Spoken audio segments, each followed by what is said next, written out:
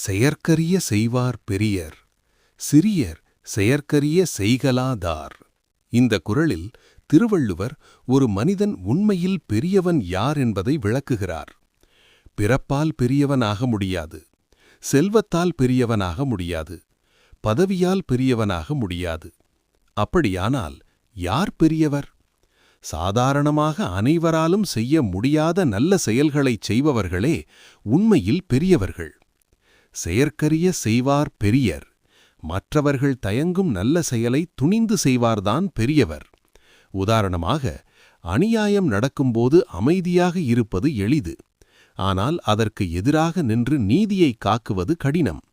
அதேபோல் பிறர் துன்பத்திலிருக்கும்போது அதை கவனிக்காமல் போவது எளிது, ஆனால் உதவி செய்ய முன்வருவதுதான் உயர்ந்த செயல். இதற்கு மாறாக நல்ல செயல்களைச் செய்ய வாய்ப்பு இருந்தும் அதைச் செய்யாமல் இருப்பவர்கள் அவர்கள் சிறியவர்கள் என்று இந்த குறள் கூறுகிறது. உண்மையான பெருமை செயல்களில்தான் தெரியும். இதுவே திருக்குறள் 26வது குறள் நமக்கு வழங்கும் ஆழமான வாழ்க்கை நெறி.